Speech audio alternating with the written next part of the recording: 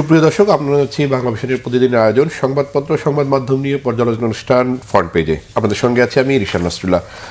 আজ আলোচনার জন্য আমার সঙ্গে স্টুডিওতে অতিথি হিসেবে রয়েছেন মোহাম্মদ শহীদুল ইসলাম, সভাপতি ঢাকা সাংবাদিক ইউনিয়ন ও সম্পাদক দৈনিক মানবকণ্ঠ। আপনাকে স্বাগত জানাচ্ছি। আমরা আলোচনায় যাবো, তবে আলোচনায় যাবার আগে আমরা একটু পত্রিকার সংবাদগুলো জেনে নিই। দৈনিক প্রথম আলো, চোরাগুপ্তা হামলা, গুলি, অবৈধ অস্ত্র বড় চ্যালেঞ্জ জাতীয় নির্বাচন প্রসঙ্গে। ধর্মঘট প্রত্যাহার কাটেনি এলপিজি সংকট। আসন সমঝোতার চেষ্টা চালিয়ে যাচ্ছে জামাত, 11 দলের সমঝোতা প্রসঙ্গে। দৈনিক আমার দেশ, গণভোট নিয়ে রাজনৈতিক দলের নিরাপত্তায় উদ্বিগ্ন সরকার। হিন্দুত্ববাদীদের বুলডোজারের শিকার ভারতের মুসলমানরা। তীব্র গ্যাস সংকটে বিপর্যস্ত জনজীবন, দেশে কোনো পাতানো নির্বাচন হবে না, সাংবাদিকদের প্রধান নির্বাচন কমিশনার। দৈনিক ইত্তেফাক, তফসিলের পর গুলি, প্রাণহানি বাড়ছে। ভেনেজুয়েলাকে অনির্দিষ্টকাল নিয়ন্ত্রণের চিন্তা যুক্তরাষ্ট্রের। দৈনিক সমকাল, 10 মেগা প্রকল্পের 8টির বরাদ্দে বড় কাটছাট। ভারতের উপর 500% শুল্ক আরোপ অনুমোদন ট্রাম্পের। সরকার, ইসি ও বিএনপিকে চাপে রাখার কৌশল। দৈনিক যুগান্তরের শিরোনাম, নতুন পরিস্থিতি সৃষ্টির অপচেষ্টা। মুসাব্বির হত্যায় জড়িত চাঁদাবাজ রহমান। দৈনিক মানবকণ্ঠ, আগের মতো এবার কোনো পাতানো নির্বাচন হবে না, আপিল দায়ের কেন্দ্র পরিদর্শনকালে সিইসি। জুলাই যোদ্ধাদের দায় মুক্তি দিয়ে আইন প্রণয়ন সম্পূর্ণ বৈধ, আইন উপদেষ্টা। ঢাকা দিল্লি উত্তেজনার তুঙ্গে, ভারতের নতুন বার্তা। দৈনিক মানব জমিন, সিসিটিভির ফুটেজে 2 কিলার। মনোনয়ন দাখিলে কোনো ভায়োলেন্স হয়নি, সিইসি। নির্বাচনকালে নিরাপত্তার চাদরে ঢাকা থাকবে রোহিঙ্গা ক্যাম্প। দৈনিক কালের কণ্ঠ, গুলি, হত্যা, অশনি সংকেত। ভারতে ভিসা সেবা সীমিত করেছে বাংলাদেশ। সন্দেহ কয়েকজন রাজনীতিক ও 5 জনকে আসামি করে মামলা, স্বেচ্ছাসেবক দল মুসাব্বির হত্যা। দৈনিক কালবেলা, নির্বাচনের আগে অস্ত্রের ঝনঝনানি বাড়ছে। এমপিওভুক্ত হচ্ছে 1500 প্রতিষ্ঠান। বাংলাদেশ প্রতিদিন, এদেশে কোনো পাতানো নির্বাচন হবে না, সিইসি। খুনের পর খুন, ভোটের আগে আইন শৃঙ্খলা নিয়ে উদ্বেগ কাটছে না।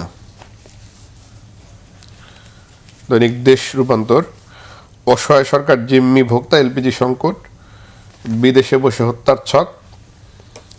উপদেষ্টা পরিষদে বৈঠক, 295 ওষুধ বিক্রি হবে সরকারের নির্ধারিত দামে। দৈনিক নয়া দিগন্ত, বিদ্যুৎ, ব্যাংক ও ব্যালট নিয়ে ক্ষমতার ত্রিভুজ। সাধারণ মানুষের মধ্যে উদ্বেগ উৎকণ্ঠা, জাতীয় নির্বাচনের আগে বাড়ছে রাজনৈতিক সহিংসতা, খুন। যুক্তরাষ্ট্রের ভিসা বন্ধ, দুঃখজনক, অস্বাভাবিক, পররাষ্ট্র উপদেষ্টা। দৈনিক ইনকলাব, পরাজয়ের সংখ্যায় জামায়াত, প্রশাসন নির্বাচন কমিশনকে বিতর্কিত করার কৌশল। উত্তরা সহ বেশ কিছু এলাকায় গ্যাস সরবরাহ বন্ধ, রাজধানীতে গ্যাস সংকট চরমে।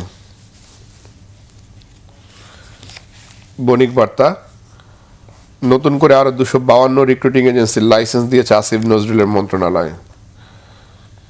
ভারত, চীন সহ রুশ জ্বালানির ক্রেতা দেশগুলোর উপর 500% শুল্ক আরোপে ট্রাম্পের সম্মতি। Daily Star, law and order lapses stoke public fears. 8 political killing since push schedule, ASK. Daily Observer, soaring medicine prices push patients to the brink. Government boasts LPG importers' demands to ease supply crunch. New Age, gas crisis depends. Government to set prices of 29.5 essential drugs. মোটা দাগে এই ছিল আজকের সংবাদপত্রের উল্লেখযোগ্য সংবাদ।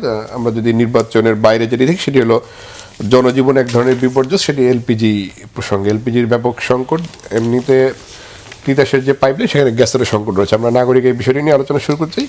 এলপিজির বাজারে এক ধরনের মনোপলি বাজার তৈরি হয়েছে এবং এটিকে করে ব্যাপক মুনাফা অর্জন করছেন ব্যবসায়ীরা, এবং জনজীবনে এক ধরনের বিপর্যয় তৈরি হয়েছে। এটি আসলে সরকারকে বিপাকে ফেলা এবং একই সঙ্গে মুনাফা লাভের এক ধরনের কিনা ব্যবসায়ীদের। তো ধন্যবাদ আপনাকে, আপনার মাধ্যমে বাংলা ভিশনের দর্শক শ্রোতাদেরকে।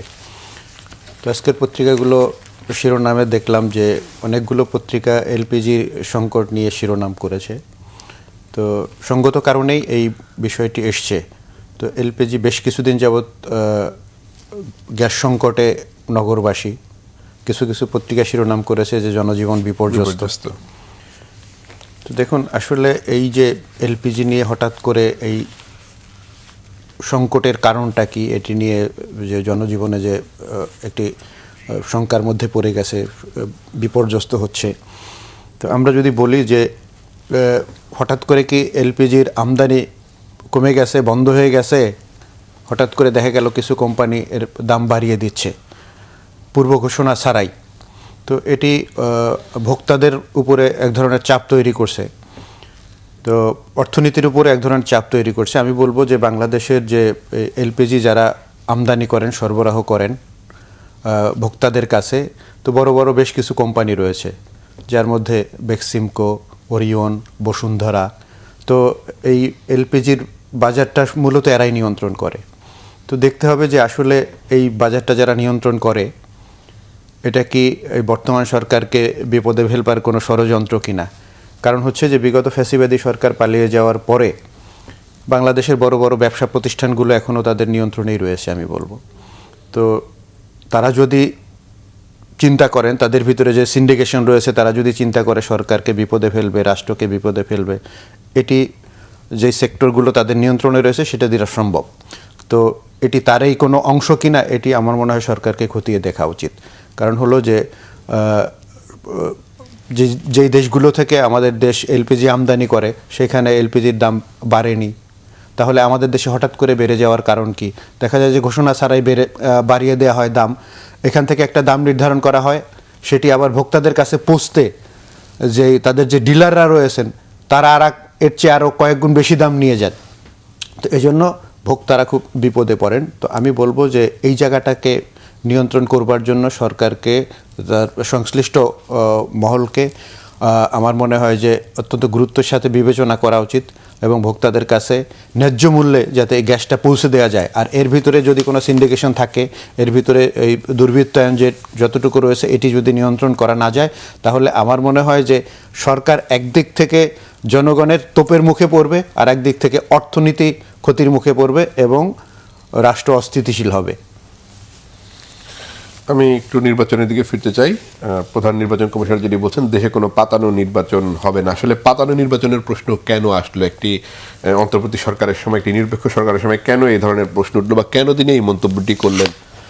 দেখুন, এই মন্তব্যটি করার পিছনে একটি কারণ অবশ্যই রয়েছে যে পাতানো নির্বাচন হবে না। কারণ হলো যে বাংলাদেশের মানুষ বিগত 3টি নির্বাচন দেখেছে, তো এই প্রত্যেকটা নির্বাচন পাতানো ছিল, যার কারণে সেই জায়গা থেকে মানুষের চিন্তা তো রাতারাতি পরিবর্তন হয়ে যাওয়ার কথা না। কারণ একটা কালচারে যখন মানুষ সময় পার করে, সময় অতিবাহিত করে, সেই কালচারটা তার মনে মগজে ঢুকে যায়। তো যেটা দেখছে বিগত 16 বছরে যে এর মধ্যে দিয়ে 3টি নির্বাচন হয়েছে, সবগুলোই পাতানো নির্বাচন ছিল। আমরা যদি 2008-এর নির্বাচন, 7-এর নির্বাচন যদি দেখি, তো এরপরে 2014 নির্বাচন, 18 নির্বাচন, 24 নির্বাচন, সবগুলোই পাতানো। কোনোটা রাতের ভোট হয়েছে, দিনের ভোট রাতে হয়েছে, কোনোটায় আমি ডামি প্রার্থী নির্বাচন হয়েছে, কোনোটায় বিনা ভোটে 154 জন নির্বাচিত হয়েছে। এগুলো সবই একটা শকের মধ্যে দিয়ে হয়েছিল, যার কারণে সেই জায়গা থেকে তো শঙ্কা এমনি রয়েই গেছে যে পাতানো নির্বাচন হবে কিনা। তারপরেও নানা ধরনের কথা আসছে, আমাদের কানে আসে যে এই ধরনের গুজব ছড়ানো হয় যে পাতানো নির্বাচন হবে কিনা, আসন ভাগাভাগির কোনো নির্বাচন হবে কি না এবার, এ ধরনের প্রশ্ন রয়েছে। তো সেই বিষয়টি আমার মনে হয় গতকালকে প্রধান নির্বাচন কমিশনার পরিষ্কার করতে চেয়েছেন যে দেশে কোনো পাতানো নির্বাচন হবে না। এর আগে আমরা কয়েকবার দেখেছি যে প্রধান উপদেষ্টা বলেছে যে ইতিহাসের সর্বশ্রেষ্ঠ নির্বাচনটা আমরা উপহার দিতে চাই। তখন সেই বিষয়গুলো সরকারের পক্ষ থেকে বলা হচ্ছে। তো এখন সেখানে 2-3টি প্রশ্ন আছে যে সরকার বলছে একটি ভালো নির্বাচন উপহার দিতে চান, আন্তরিকতার অভাব নাই, ধরে নেব। যে প্রশাসন দিয়ে নির্বাচনটি কন্ডাক্ট করবেন, নির্বাচন পরিচালনা করবেন, সেই প্রশাসন কি সক্ষম কিনা, অথবা সেই প্রশাসনের আন্তরিকতা রয়েছে কিনা একটি সুষ্ঠু নির্বাচন করবার জন্য। আমাদের দেশে আমরা যেই জিনিসটি লক্ষ্য করি সবসময়, যে নির্বাচন আসলে আমাদের দেশের সরকারি কর্মকর্তা, প্রশাসনে যারা থাকেন, তারা একটি হিসাব কষতে থাকেন যে আগামী নির্বাচনে কারা ক্ষমতায় আসবে। তো তার লাভ লসের হিসাব রয়েছে সেইখানে। তারা দেখা যায় যে জনগণ কোন দিকে যাচ্ছে তার চেয়ে তাদের হিসাব অনুযায়ী তারা চিন্তা করে যারা ক্ষমতায় আসবে তাদের সাথে একটি লেনদেনের হিসাব থাকবে তাদের, এই জন্য তারা সেই দিকে ঝুলে পড়েন। তো সেই কালচার থেকে তো বাংলাদেশ এখনো বের হতে পারে নাই আমার মনে হয়। তো যার কারণে এই প্রশ্নগুলো আসে বারবার। তো আমি বলবো যে যারা এই সরকারি কর্মকর্তা কর্মচারীদেরকে দিয়ে যে নির্বাচনটি করতে চান, তারা তাদের সক্ষমতার যেমন প্রশ্ন আছে, আন্তরিকতারও প্রশ্ন আছে। সেই আন্তরিকতা এবং সক্ষমতার জায়গায় সরকারকে আরও নজর দিতে হবে।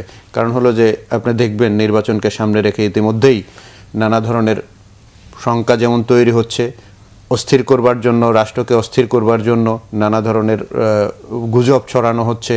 বেশ কিছু হত্যাকাণ্ডের ঘটনাও ঘটে গেছে ইতিমধ্যেই, হাদি সহ। আমি এটা নিয়ে আলোচনা করবো, তার আগে আমি যদি একটু বলি যে মূলত এই সংখ্যাটা যে 2008 সালে যে 111 সরকার সময় যে নির্বাচনটি হয়েছিল সেরকম ম্যানিপুলেট নির্বাচন হতে পারে, এ ধরনের একটি সংখ্যা সবার মনে রয়েছে। আসলে আপনি যেহেতু বললেন যে প্রশাসন নিয়ন্ত্রণে নেই, সব মিলিয়ে এই ধরনের একটি সংখ্যা রয়েছে, প্রশাসন একটি দলের প্রতি ঝুঁকে পড়ছে, এরকম অভিযোগও রয়েছে। সেটি থেকে আসলে এই পাতানো নির্বাচনের ধারণাটি আসছে কিনা? তা তো হতেই পারে, কারণ সাধারণ মানুষ তো এটি আমার মনে হয় যে পর্যবেক্ষণ করে। আগে আমাদের দেশের এখন গণমাধ্যমের যে ব্যাপ্তি, একই সাথে সোশ্যাল মিডিয়ার ব্যাপ্তিটা আরও বেশি। আমি বলবো যে মানুষের কাছে কোনো তথ্য এখন আর গোপন থাকে না।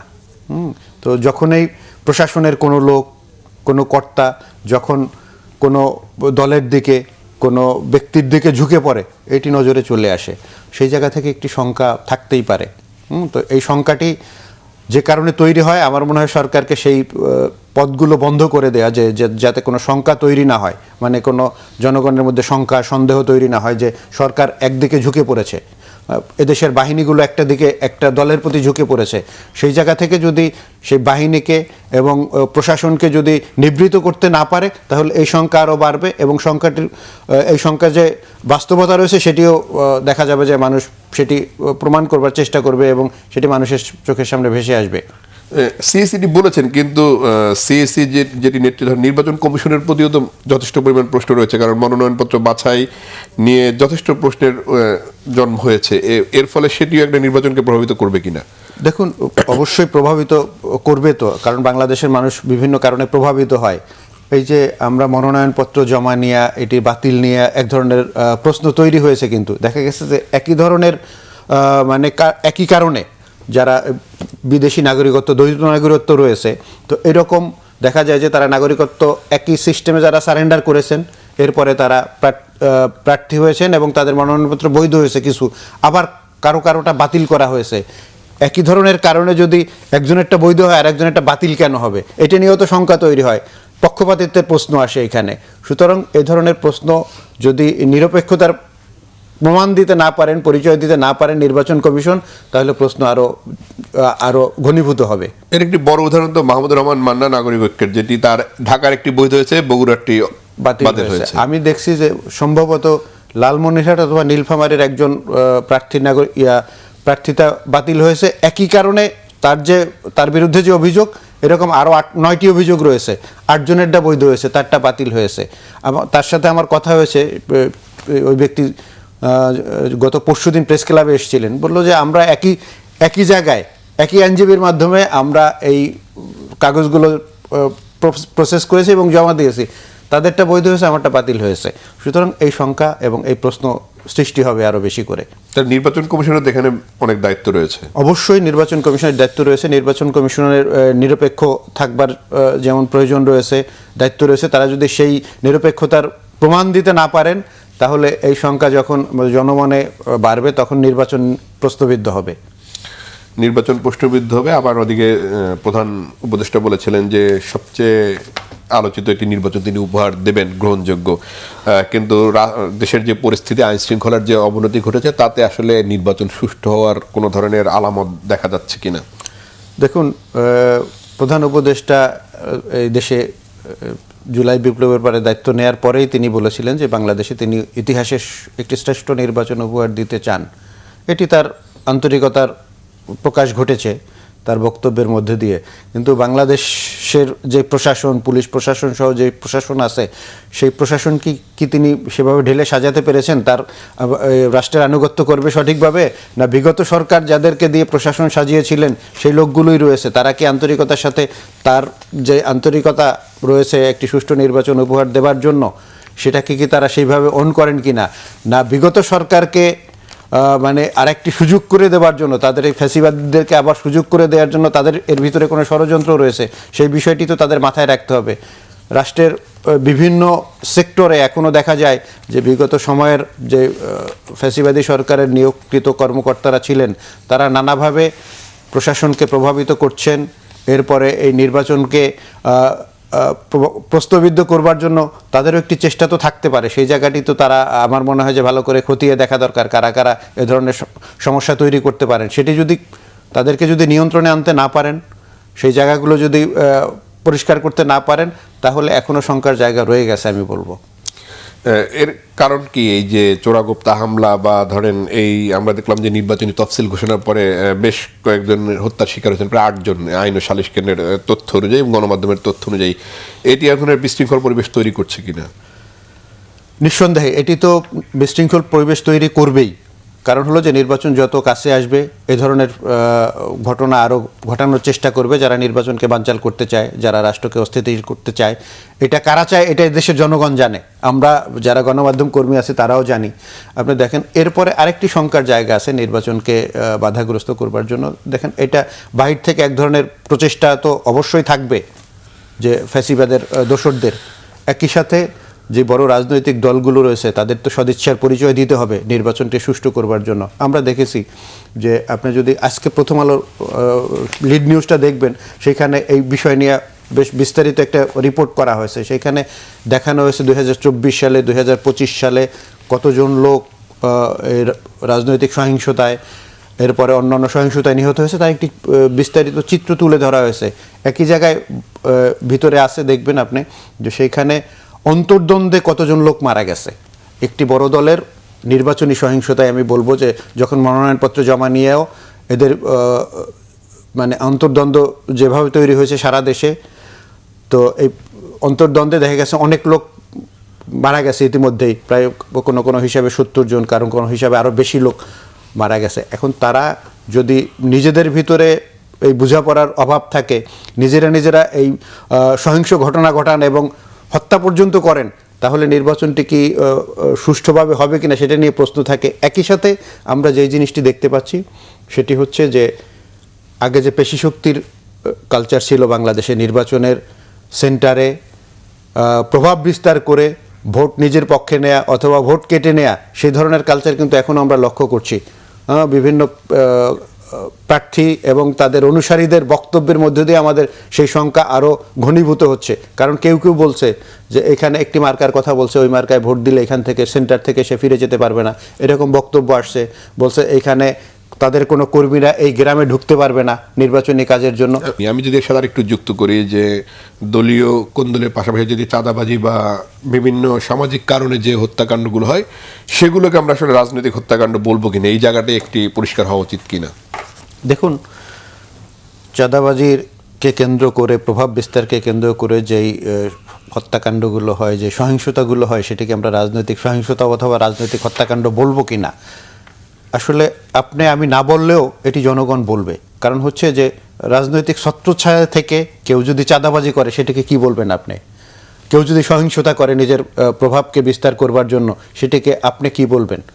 জনগণ যেটি বলা সেটি বলে যে এটি এই রাজনৈতিক হত্যাকাণ্ডই বলবে, সেটিকে রাজনৈতিক সহিংসতাই বলবে। সুতরাং আমাদের বলাতে খুব বেশি কিছু যায় আসে না, জনগণ কি বলে সেটি দেখতে হবে। কারণ যেই ঘটনাগুলো ঘটছে, আমরা যদি 24শে জুলাই বিপ্লবের পরে দেখি, চাঁদাবাজিকে কেন্দ্র করে, প্রভাব বিস্তারকে কেন্দ্র করে যেই ঘটনাগুলো ঘটছে এবং যে হতাহতের ঘটনা ঘটছে, এটি যদি রাজনৈতিক দলগুলো তাদেরকে শেল্টার না দেয়, যারা চাঁদাবাজি নিয়ন্ত্রণ করে, এই ঘটনার সাথে যারা সম্পৃক্ত, এই হত্যাকাণ্ডের সাথে যারা সম্পৃক্ত, তাদেরকে যদি রাজনৈতিক দলগুলো আশ্রয় না দেয়, তাহলে তারা এইভাবে হত্যাকাণ্ড ঘটিয়ে আবার আমাদের সমাজে বুক ফুলিয়ে চলতে পারে না। সুতরাং এইগুলো রাজনীতির যে প্রচ্ছন্ন সমর্থন তাদের মাথার উপরে রাজনীতির হাত যে রয়েছে সেটি প্রমাণ করে। সুতরাং সেই জায়গা থেকে আমার মনে হয় যে রাজনৈতিক দলগুলোকে পরিষ্কার করতে হবে, যারা এর সাথে জড়িত তাদেরকে আশ্রয় না দেয়া, তাদেরকে আইনের হাতে তুলে দেয়া, তাদেরকে শুধু বহিষ্কার করেই দায়িত্ব শেষ করলে তো দায়িত্ব শেষ হয়ে যাবে না। আপনি দেখা যায় যে আজকে বহিষ্কার করার পরে 3 মাস পরে আবার তাকে ফিরে আনা হলো, অথবা বহিষ্কৃত নেতাদেরকে দিয়ে যারা অন্য নেতৃবৃন্দ রয়েছেন তারা তাদেরকে আবার মাঠে কাজে লাগাইলেন যে ওরা তো বহিষ্কার করা হয়েছে, সে অপরাধ আরও দ্বিগুণ বেগে করতেছে। তখন আর এই দায়টা তারা নিতে চান না। তো দায়ের কোনো দল যদি নিতে না চান, তারপরেও কি দায় মুক্ত থাকতে পারবেন? তারা দায় মুক্ত থাকবার সুযোগ নেই। সুতরাং যারা রাজনীতির ছত্রছায়া থেকে এই ঘটনাগুলো ঘটান, এটি আমাদের স্থানীয় রাজনৈতিক নেতারা সবাই জানেন, সংবাদকর্মীরা জানেন, স্থানীয় লোকেরা জানেন কারা করে। সেখান থেকে আমি বলবো রাজনৈতিক দলগুলোকে সদিচ্ছার পরিচয় তাদের দেওয়া উচিত। কারণ হচ্ছে যে জুলাই বিপ্লবের পরে বাংলাদেশে একটি গণতন্ত্রে উত্তরণের পথে রয়েছে। সেই গণতন্ত্র যদি আবার ফিরে না আসে, একটি সুস্থ ধারার গণতন্ত্র যদি প্রতিষ্ঠিত না হয়, তাহলে যেই চেতনাবোধ নিয়ে, যে চেতনা নিয়ে ৭১ সালে আমাদের দেশ স্বাধীন হয়েছিল, আমরা অনেকে বলে যে ৫৪ বছরে আমরা প্রকৃত অর্থে স্বাধীনতা পাইনি, আমাদের এই অন্ধকারের মধ্যে আরও থাকতে হবে। সুতরাং একটি নতুন বন্দোবস্তের রাজনীতির কথা যারা আমরা বলছি, এই নতুন জেনারেশন জেনজি যাদেরকে বলি, তারা যে প্রত্যাশা নিয়ে রক্ত দিয়ে একটি গণ অভ্যুত্থান অথবা গণবিপ্লবের মধ্যে দিয়ে এই ফ্যাসিবাদকে তাড়িয়েছে, আবার সেই ব্যবস্থা যদি আবার ফিরে আসে, তাহলে এই রক্তের কি মূল্য থাকবে? আমরা কি আবার আর একটা অন্ধকারের দিকে যাব, না নতুন একটি গণতান্ত্রিক ব্যবস্থার দিকে যাব? সেই সিদ্ধান্ত তো আমাদেরকে নিতে হবে। এটা রাজনীতিকদেরই নিতে হবে, রাজনীতিকদের সদিচ্ছার পরিচয় দিতে হবে। তারা শুধু ক্ষমতার রাজনীতি করবেন এটা আমরা বিশ্বাস করতে চাই না। তারা দেশ গঠনের রাজনীতি করবেন, এদেশের মানুষকে গণতন্ত্র ফিরিয়ে দেওয়ার একটি সুষ্ঠু ধারা রাজনীতি এদেশে প্রতিষ্ঠা করবার রাজনীতি তারা করবেন। সেই প্রত্যাশায় দেশের জনগণ করে, নতুন জেনারেশন করে, এবং এদেশের একজন গণমাধ্যম কর্মী হিসেবে আমিও করি। অপারেশন ডেভিল হান্টের দ্বিতীয় পর্যায়ে চলছে, তারপরও ২৪ আগস্টের পরে লুট হওয়া অস্ত্রগুলো এখন পর্যন্ত উদ্ধার হয়নি। যেসব অস্ত্রের লাইসেন্স রয়েছে সেগুলো থানায় এখন পর্যন্ত জমা হয়নি। এরপরে নতুন অস্ত্রের চালান দেশে আসছে, এই ধরনের সংবাদ গণমাধ্যমগুলোতে রয়েছে। এটি নির্বাচনের জন্য অশনির সংকেত কিনা? নির্বাচনকে তো হুমকির মুখে ফেলবে। কারণ হচ্ছে যে আমরা দেখছি যে এখনো বেশ কিছু অস্ত্র যেটা জুলাই বিপ্লবের সময় বেহাত হয়েছে, সেই অস্ত্রগুলো পুরোপুরি উদ্ধার হয়নি। তো আমার মনে হয় যে এটি যেমন শতভাগ উদ্ধার হওয়া সম্ভব না, আবার যে একটা বড় অংশ উদ্ধার করতে পারবে না এটাও আমরা বিশ্বাস করতে চাই না। কারণ হচ্ছে যে সেই অস্ত্রগুলো উদ্ধার করা উচিত। সীমান্ত পেরিয়ে যে অবৈধ অস্ত্র আসছে, এটা নানা সময় গণমাধ্যমে সংবাদ হয়েছে, সেই বিষয়গুলো সরকারকে আরও বেশি গুরুত্ব দেওয়া উচিত। সেই অস্ত্রগুলো, অবৈধ অস্ত্র উদ্ধার করা, এবং যে বৈধ লাইসেন্স যাদেরকে দেওয়া হয়েছিল বিগত সরকারের আমলে, যে লাইসেন্স কাদেরকে দেওয়া হয়েছিল সেটি আমরা জানি, সেই অস্ত্রগুলো কেন এখনও জমা হচ্ছে না সে ব্যাপারে আমার মনে হয় যে সরকারের আরও সদিচ্ছার পরিচয় দেওয়া উচিত। একটি গণবিজ্ঞপ্তি জারি করে যে এতদিনের মধ্যে অস্ত্র জমা না দিলে তাদের বিরুদ্ধে আইনি ব্যবস্থা নেওয়া হবে। তো সেই বিষয়টি আমার মনে হয় যে নির্বাচনের আগে সরকার করবেন। তো এটি না করলে আপনি যেটি বললেন যে নির্বাচন শঙ্কার মধ্যে পড়বে কিনা, অবশ্যই নির্বাচন শঙ্কার মধ্যে পড়বে। কারণ হচ্ছে যে আমরা এখনও জনগণকে সেই আশ্বাস দিতে পারিনি, তারা সেই আশ্বাস পায় নাই যে নির্বিঘ্নে গিয়ে তারা সেন্টারে ভোট দিতে পারবে, ওইখানে কোনো সহিংসতা হবে না। তো যদি সহিংসতার আশঙ্কা থাকে, নারীরা, বৃদ্ধ মহিলারা সেখানে কি ভোট দিতে যেতে পারবেন কিনা, সেই পরিবেশ নিশ্চিত করবার দায়িত্ব রাষ্ট্রের। সেটি যদি না করেন তাহলে আমার মনে হয় যে একটা শঙ্কা থেকে যাবে যে নির্বাচন সুষ্ঠু হবে কিনা। বহিঃশক্তির একটি বিষয় রয়েছে আমাদের নির্বাচনে। সবসময় আসলে বহিঃশক্তি বা ক্ষমতাশীল রাষ্ট্রগুলোর এক ধরনের হস্তক্ষেপের কথা আমরা আলোচনা করি। সেই জায়গায় মার্কিন যুক্তরাষ্ট্রের ভিসা বন্ড যেটি হয়েছে সেটি আসলে কেমনভাবে দেখছেন? এটা হলো যে ভারতের সাথে বাংলাদেশের যে কূটনৈতিক সম্পর্ক, সেটি যদিও বেগম জিয়ার মৃত্যুর পরে জয়শঙ্কর এসেছেন, তারেক রহমানের সাথে সাক্ষাৎ করেছেন, কিন্তু তারপরও সেই সম্পর্কের খুব একটি উন্নতি আমরা দেখছি না। ভারত বাংলাদেশিদের অ্যারেস্ট করছে, কিন্তু আওয়ামী লীগের পলাতক যারা রয়েছেন তাদের ব্যাপারে কোনো পদক্ষেপ নিচ্ছে না। অর্থাৎ এক ধরনের কূটনৈতিক টানাপোড়েন এবং বাংলাদেশের নির্বাচন নিয়ে তাদের যে বক্তব্য সেটি কিভাবে বিশ্লেষণ করবেন? তো প্রথম শেষটিতে আসি আপনার, যে ভারতের সাথে বাংলাদেশের যে কূটনৈতিক সম্পর্কের যে টানায় পোড়েন, এটি আমরা বেশ কিছুদিন যাবত দেখতে পাচ্ছি। জুলাই বিপ্লবের পরে এটি হচ্ছে। তো বিশেষ করে আমাদের সাবেক 3বারের প্রধানমন্ত্রী খালেদা জিয়া মারা যাবার পরে, তো সেখানে ভারতের পররাষ্ট্রমন্ত্রী জয়শঙ্কর এসেছিলেন, এসে শোক জানিয়েছেন। সেখানে তিনি বলেছেন যে বাংলাদেশের সাথে তারা সম্পর্ক উন্নয়ন করতে চান, সম্পর্কের উন্নয়ন করতে চান। এটি যদি চান, সেই আন্তরিকতার পরিচয় তো তাদেরকে দিতে হবে। এটি শুধু মৌখিক একটি বক্তব্য হলেই তো সম্পর্ক ভালো হয়ে যাবে বিশ্বাস করবার সুযোগ নাই। সেটি যদি তারা আন্তরিকভাবে চাইতেন, তাহলে আমরা আইপিএল নিয়ে যে ঘটনাটি ঘটলো, এটি কি ঘটতো? তো এটিতে প্রমাণ করে যে তারা এটি আমাদের মৌখিক একটি বক্তব্য তারা দিয়েছেন, এটি লোক দেখানো বক্তব্য আমি বলবো। তারা অন্তরে যেটি বিশ্বাস করেন সে তার প্রমাণ দিয়েছেন আইপিএলে মোস্তাফিজকে ফেরত দিয়ে। তো এটা একটা বিষয়। এরপরে দেখবেন যে জুলাই বিপ্লবের পরে যারা গণহত্যার সাথে জড়িত ছিল, যারা হত্যার আসামি, তাদেরকে তারা আশ্রয় দিয়েছেন। শুধু আশ্রয় দেন নাই, সেখানে আশ্রয় দেওয়ার পরে যদি তাদেরকে একটা নির্দিষ্ট জায়গার মধ্যে রাখতেন, তাহলে তারা সে দেশে বসে তাদেরকে অফিস দিয়েছেন এবং সেই অফিসে বসে বাংলাদেশকে অস্থিতিশীল করবার জন্য নানা ধরনের ষড়যন্ত্র, নানা ধরনের পরিকল্পনা করেন এবং সেটি বাস্তবায়ন করবার চেষ্টা করছেন সেখান থেকে। তো সুতরাং তারা যেটি বললেন যে সম্পর্ক উন্নয়নের জন্য যে আন্তরিকতা, সেই আন্তরিকতা কি তারা দেখাতে পারছেন না। সুতরাং আমি বলবো শুধু এটি নয়, আমরা যেই হত্যাকাণ্ডটি দেখলাম, নির্বাচনের শিডিউল ডিক্লেয়ার হওয়ার পরে ওসমান হাদিকে হত্যা করা হলো, সেই হত্যাকাণ্ডের আসামিরা নাকি ভারতে পালিয়ে গেছে, সেখানে একজনকে ধরাও নাকি পড়েছে। সেটি যদি ধরা পড়ে থাকে তাহলে তারা সেই খুনিকে বাংলাদেশে ফেরত দেবেন, সেটা আমরা প্রত্যাশা করি। তাহলে বুঝবো যে আন্তরিকতার পরিচয় তারা দিচ্ছেন, আর না হয় এটাকে শুধু বক্তব্য মনে করি। ভিসা বন্ড আমরা শেষ দিকে আছি একদম। তো ভিসা বন্ডের যে কথাটি বললেন, এটি বাংলাদেশের জন্য আসলে একটি কষ্টের এবং দুঃখের খবর। আমি বলবো যে এটি কেন করছে, আমার মনে হয় পররাষ্ট্র মন্ত্রণালয় সেটি আরও ভালো করে খতিয়ে দেখবেন এবং এটি কি রহিত করা যায় কিনা, প্রত্যাহার করবার কোনো সুযোগ আছে কিনা বাংলাদেশের নাগরিকদের জন্য। এটি আমরা তৃতীয় বিশ্বের দেশ হিসেবে আমাদের জন্য একটি, আমি বলবো যে একটি কঠিন বার্তা। সুতরাং সেই জায়গায় এটাকে যদি প্রত্যাহার করবার সুযোগ থাকে আলোচনার মধ্য দিয়ে, সেই চেষ্টাটি করা উচিত। জি, আলোচনা করার জন্য শহীদুল ইসলাম আপনাকে অসংখ্য ধন্যবাদ। দর্শক, ফ্রন্ট পেজ থেকে আজকের মতো বিদায় নিচ্ছি। ভালো থাকবেন, সুস্থ থাকবেন, আল্লাহ হাফেজ।